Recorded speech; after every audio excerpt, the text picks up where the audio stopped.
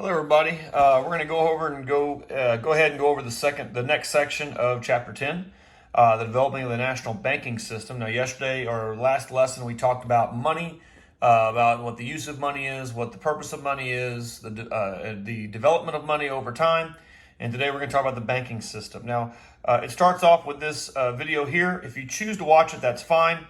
Watch it to the 14-minute mark if you want to watch 14 minutes of it. It does a lot of the history of banking and why it all came around, but we will cover a lot of that in today's lesson. So we're going to go ahead and start.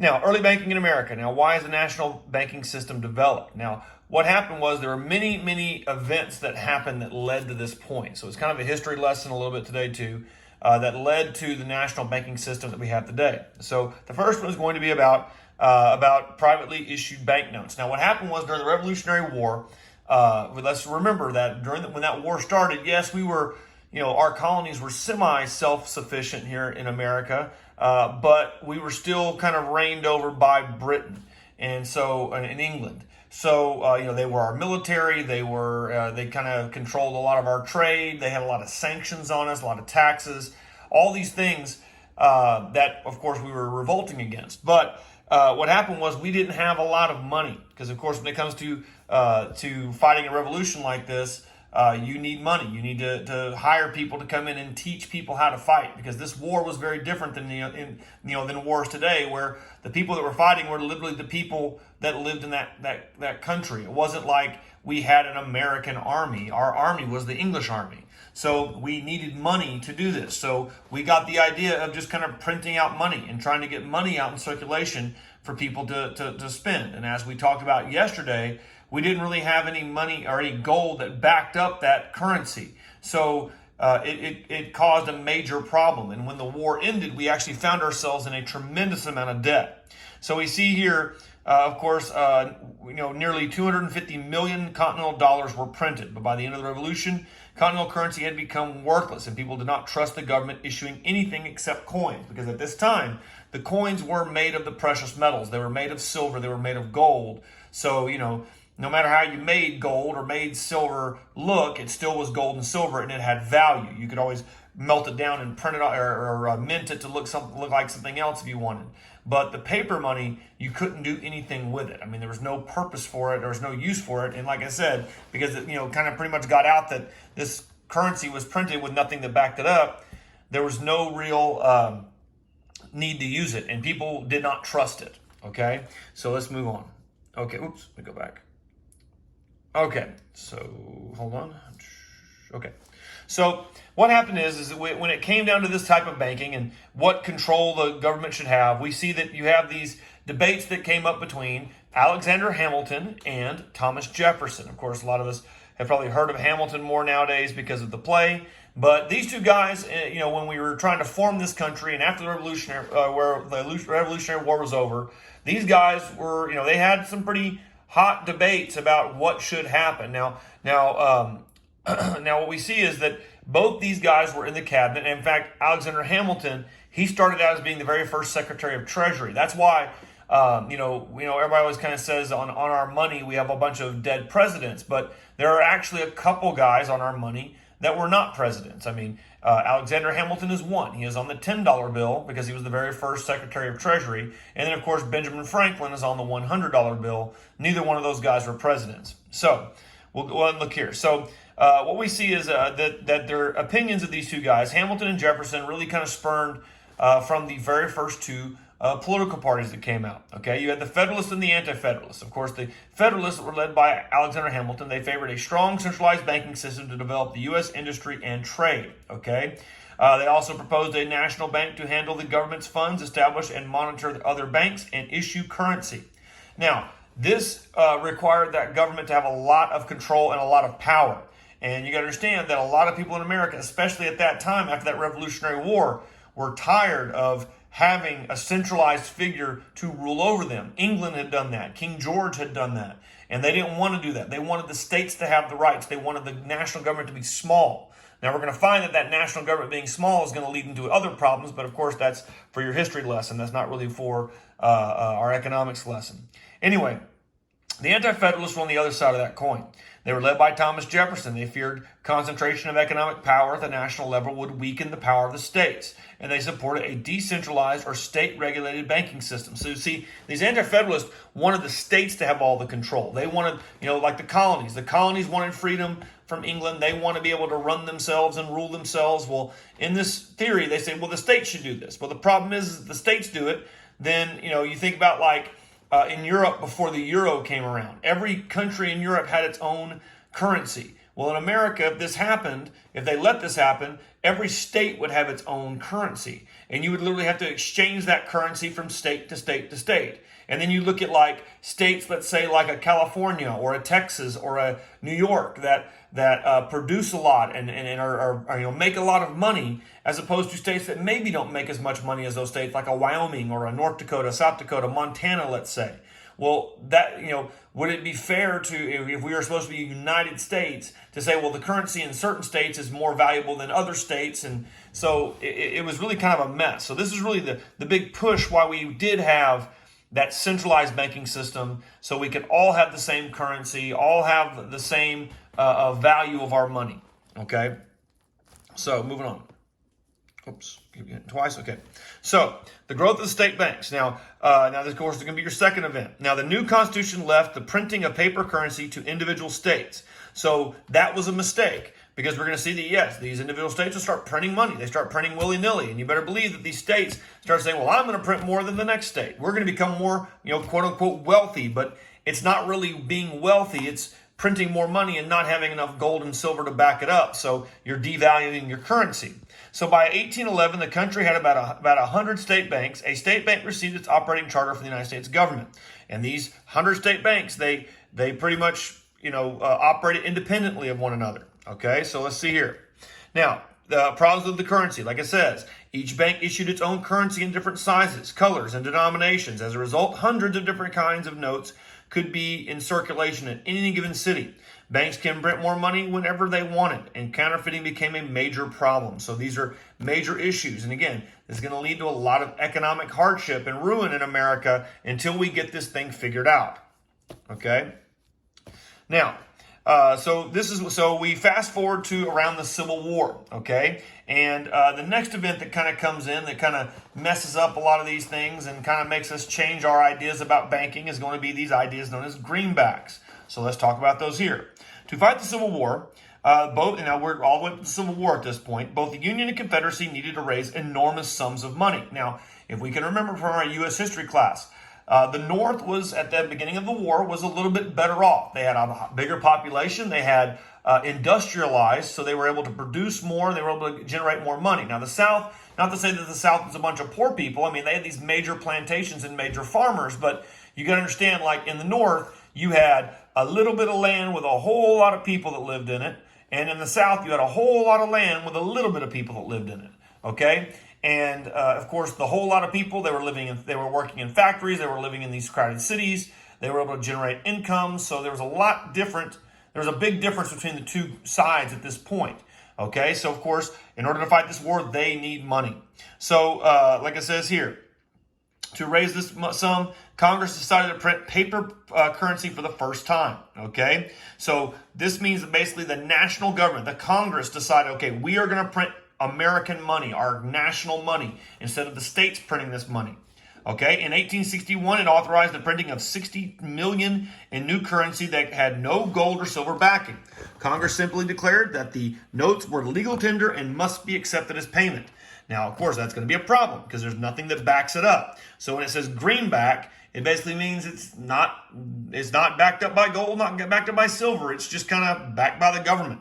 So like we found ourselves in the problem in the American Revolution, that paper is pretty much just as not even worth that money is not even worth the paper that it's printed on because there's nothing that backs it up. Now, that's an example of a greenback, and you can kind of see it up close there, legal tender, basically saying that the U.S. Says you have to accept these dollars, okay, or these greenbacks. Now, as the war dragged on, people feared that the greenbacks, like the Continental Dollar used almost a century earlier to finance the Revolutionary War, might become worthless, which they were right. It became worthless. Now, a National Currency Act of 1863. So after a couple years, they finally created this national banking system. And now it raised the money for the Union. Of course, this was just for the Union. This is not for the Confederacy at this time, until the Confederacy lost at the end of the Civil War and then were brought back into the Union. And of course, this also created this national currency. It got rid of the state currency. And then, of course, you also had down in the South, you had the Confederate currency. That was kind of outlawed too once the Civil War was over. So we had this national currency, and it looked very similar to this. This is going to be your early American dollars. Okay, so this is going to be a little bit different than we had before.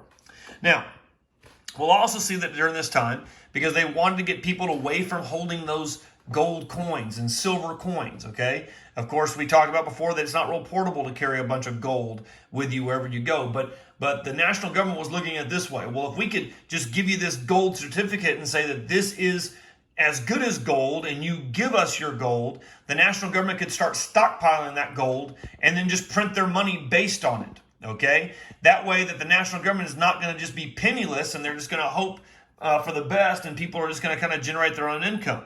Now, in an effort to increase precious metal reserves, the government began issuing gold and silver certificates. Now, the problem with this gold and silver certificates at this time was that somebody could take one of these gold certificates, go and spend it like regular money, or you could hang on to it and go back and say, hey, I would like my gold back, and physically get your gold. Well, there's going to come a time where they're going to outlaw that. Basically, they're going to say, nope, that gold stays in our reserves. We'll just issue you money as a result. Okay, so again, this is a way that the government can retain that gold. I mean, understand, when it comes to gold, I mean, like we've talked before, gold is scarce. Gold is rare. That's what gives gold its value. Okay, there's not an unlimited supply of gold in the world. Okay, now you could print and print and print and print, but you're never going to just print more gold. All right. In fact, a government can only generate gold or generate money or generate gold in certain ways. The first is they have to literally find it. So like if we take over some land and there's all of a sudden we find a gold mine there and we're able to mine for gold and silver. So you literally find it. The second way that a government can secure gold is through what's called a favorable balance of trade. In essence, we are selling more than we are buying. Okay, or the people in your country are producing more items than they're buying from other countries that they're producing. Okay, so you're able to generate gold in your government for that way in your own country. And then the third way that governments secure gold is through warfare. I mean, literally going out, going to war with someone, securing their gold when at the end of the battle, or at the end of the war if they win. If they lose, obviously they lose gold. Okay, so we'll see what happens with this. Now, what's going to happen is we will have what's called the gold standard. Okay, so it says here, people, now it's going to be adopted in 1900, and there's going to be advantages and disadvantages of this. People may feel more secure about their currency because they're literally saying we are producing, basically what the gold standard says is we are only going to print enough gold certificates for the amount of gold we have. So let's just throw a number out that let's say that 1 bar of gold equals 100 gold certificate, or so 100 gold certificates. Well, if we have 1,000 bars of gold, and we're gonna say it's gonna be worth 100 gold certificates per bar of gold, then our government can only print out 100,000 gold certificates, and that's it. You can't print any more. You can't inflate or deflate the money. That's it. Okay. Well, the problem is, we know right now, I mean, obviously it was the same back then, there are more than 100,000 people that live in America. So you're saying that only 100,000 people could get $1, and then everybody else is pretty much penniless and they're on their own. Or you can say those rich people, they get, they say that there's only like 50,000 of it is secured by all these rich people, and then the other 50,000 is spread out amongst like 1 million people. Well, you're going to have mass poverty, you're going to have mass problems. And that's not going to really be a great solution to this problem. So you see here, of course, it prevents the government from creating too much money because gold is a limited resource. In essence, you're only printing gold certificates for the gold that you have. No more, no less. Now, of course, you see a growing economy needs its money supply to grow. I mean, here's the deal. If our currency was based on only 100,000, pieces of paper, and we think about in our country, we have 300 million people that live in our country. Well, if you're a person that was lucky enough to get one of those gold certificates, I guarantee you would not be wanting to spend it. You would be holding on to that thing for dear life and, keeping it for a rainy day. Well, if that's the case, then then there's no money being exchanged. The economy is not moving because people are hanging on to those gold certificates because, like I said, gold is rare. There's not an unlimited supply of gold out there. Now, another risk is that the large number of people may decide to convert their currency at the same time and drain the gold reserves. Now, there's going to be a similar situation to this when we saw the stock market crash, where people basically rush to the banks and say, "Yep, I'd like all my money out of the bank, please." And of course, that's a different story, and we'll talk about the stock market crash later on. But if all of a sudden everybody went and said, "Hey, I'd like my gold back," and all of a sudden you don't have that gold anymore, the currency in your country is going to start getting lower and lower and lower if you're only printing based on all the gold that you have. Now, the Federal Reserve System. Now this established the Federal Reserve as the nation's privately owned, publicly controlled central bank in the United States. A central bank is a banker's bank, which can lend to other banks in times of need. So in essence, it's the step up from our local banks. Okay, these federal banks, of course, the government kind of watches over them, but they're the ones that then watch over all the smaller banks. Okay, so of course, like it says here, you don't go to the Federal Reserve System and say, "I want a loan." The banks kind of go to them and say, "Okay, we need this for this and this for that," and they approve them or don't approve them. Okay, next. Okay. Now, we did abandon the gold standard, like it says here. We kind of talked about how it did not work. Okay, so we see during the Depression years, many banks failed, and almost 1 person in 4 did not have a job. In such uncertain times, people began redeeming their paper currency for gold. In 1933, President Roosevelt issued a series of orders that effectively denied the gold standard to the American people. So in essence, they got rid of it. And especially, during that Great Depression, people didn't have a whole lot of money, and there wasn't enough money to go around. So they abandoned that gold standard so that what happened is that, your gold certificates, you can still trade them in for new currency, but now we could print more currency based on that gold. Now it causes the value of our money to go down a little bit, but it allows more of that currency to get out in there so that machine, think of it this way. Think of like our economy as being a machine, and money is like the fuel that makes that machine go. Well, we need that money out there to go through the machine to get the parts moving. Okay, it's kind of like right now we're in this coronavirus deal right now, this pandemic where everything is kind of shut down. Well, the government has approved sending out stimulus money, and that's what it means. Stimulus. It stimulates the economy. They're gonna give out this money to all the people in America, and then the people in America are gonna take that money and they're gonna go buy things. They're gonna spend it, and when they spend it and they move that money is going to be the fuel that goes into the economy and gets the machine back on. That's the purpose of it. Okay. Now, in 1933, President Roosevelt issued issued a series of orders that effectively denied the gold standard to the American people. Okay, so you can look right here. It says, "What is the gold standard?" You can click on that and watch that video. Right now, if you want, I'm gonna kind of pause for a second. So if you want to pause this, watch the video on your PowerPoint. More power to you. We are not going to watch it because, again, it's a copyright, so I can't show it and then be able to post it on YouTube. So again, you can click that link right there and watch that video. Okay, moving on.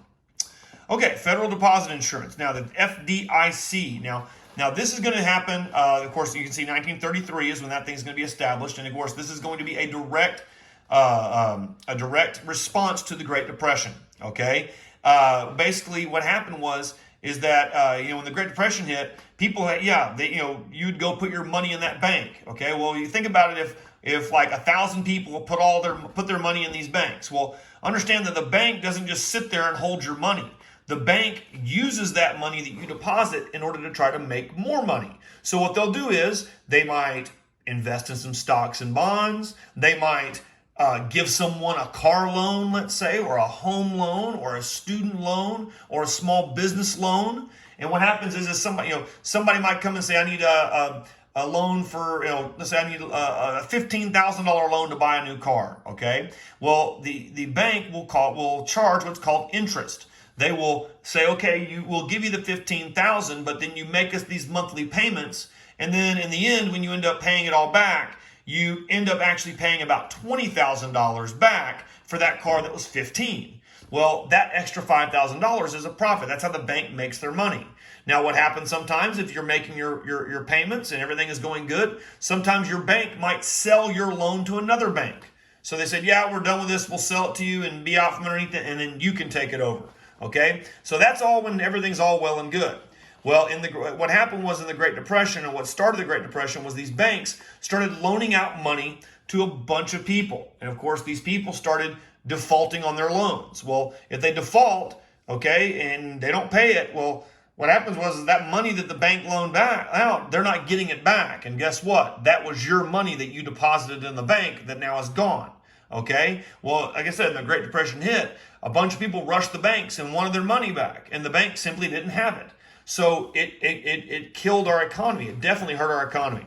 So we can see here when banks failed to, during the Great Depression, depositors lost most or even all their savings because the deposits were not insured. The Banking Act of 1933 created the Federal Deposit Insurance Incorporation, or the FDIC, to insure customer deposits in case of a bank failure. So in essence, this is an insurance policy. So if the bank does make a bunch of bad loans and those loans don't go through, well, your money is insured. The federal government will back up your money if you ever want to go pull your money out of that bank. The bank's not going to just say, sorry, I can't give it to you. Okay? So to kind of ensure that Great Depression didn't happen again. Now, banking today. So, of course, these are the big things that the banks kind of take care of today, and their main roles, of course, through saving, retirement, personal loans, small business loans, checking. Well, what do? Okay, how do they earn money? They can issue stock. They can do consumer and business deposits and loans, investments, and fees. Now, we kind of talked about this already. We talked about the loans. They'll also issue stock in that bank. So if you basically buy stock in that bank, you could gain dividends in the end if that bank is doing well. So we kind of talked about that already. And then, of course, your deposits. People literally deposit their money from their personal money or their business money into that bank. The bank then can use that money to give out loans and improve their services and all of that. Okay, so we kind of talked about some of this stuff. Now, banking today, like I said a minute ago, these are the main services that that banks offer. Checking accounts, that's pretty simple. Easy access to your funds, and nowadays, of course, we don't use, we have checking accounts, but people don't write checks very often. You could have automatic bill pay that sends checks out, but people don't really necessarily write those checks. This is basically a way that you can transfer your money from point A to point B without actually having to take it there. You can basically write a note. And that's pretty much what the checks are, is they're like an IOU note saying, I owe you $10 for whatever. And when they go take that to the bank says, okay, we'll give you $10 out of their account. That's pretty much what a check is. Savings account.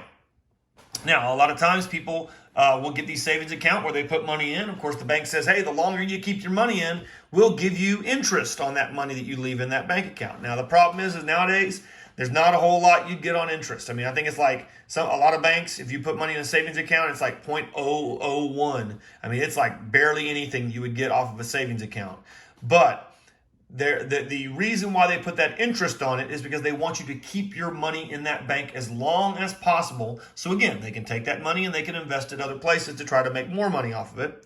Next, debit cards. That's pretty simple. You scan that card and it literally transfers numbers from your account into the numbers of the account of the person you're dealing with. You don't have to carry around the cash. You don't have to carry around gold. You don't have to write checks. It's pretty simple. Now, credit cards. Now, the thing is about a credit card, basically what happens with the credit card, and a lot of you young people, a lot of you guys that are, about to get out in the real world, need to learn about what a credit card is. Okay, understand, if you go get a credit card or somebody sends you something in the mail and says, hey, we'll give you a $10,000 limit on your credit card. Basically, what you're doing is you're taking out a $10,000 loan from that company. Now, that money's on that card and you can spend it whatever you want. But understand, you'll have to pay that money back. It is an unending loan. It never stops. Okay? So, unless you can be super disciplined and pay it off and then never ever use it and just kind of keep it for in case of emergencies. But a lot of people don't do that. A lot of people use those credit cards and before you know it, they get out of hand. And a lot of times, again, people that are young, I know when I was in college, I had a lot of buddies that had credit cards, and it's like, okay, heck yeah, let's go on a vacation, let's go out skiing, and they would scan their credit card and go use their credit card to go skiing, or hey, let's go to South Padre for spring break, and they would use their credit card and get rooms and gas and go out and do a bunch of stuff. Understand that money is going to come due, and you run up a big bill. Well, before you know it, you're literally just going to be working to pay that loan off instead of being able to use that money for other things. Now, we mentioned the stimulus check that people are going to be getting. Well, with this coronavirus, well, a lot of times people are going to get that stimulus money and they're going to just turn around and put it on a credit card that they've been using right now. I mean, people that are out of work are using those credit cards to live on. So that money is just going to literally turn around and become a part of, be a credit card payment, which is not going to necessarily get that machine running. So the big thing on that is, yeah, I mean, trust me, I have credit cards myself, but you've got to monitor them. You've got to be disciplined with them. It doesn't just mean free money and you can buy whatever you want. So please remember that. Next, of course, smart cards, excuse me. They basically have those little chips on them. Basically, it's a little bit more secure version of a debit card. And then, of course, your electronic funds. A lot of times that's like your Bitcoin, things like that. A little bit of a different scenario when it comes to that Bitcoin. Anyway, so this is the last little part right here. Check the best tips that I have found when it comes to saving is pay yourself first. So you look here, it says financial literacy, pay yourself first, pay attention to details, and establish your credit worthiness. All right, now that's a big thing. I'm just telling you right now. When you become older, the world is a much easier place to be in when you have good credit. Good credit basically means that you are paying your bills on time. You are not letting things lapse. You're not letting cars getting repossessed and house getting foreclosed. That you are being disciplined, you're paying your bills and all that. And when you have good credit, trust me, when you get older and you want to buy a house or you want to get that car or you want to get, whatever, having good credit definitely helps you out. So please remember that. Now, it also says here, pay yourself first.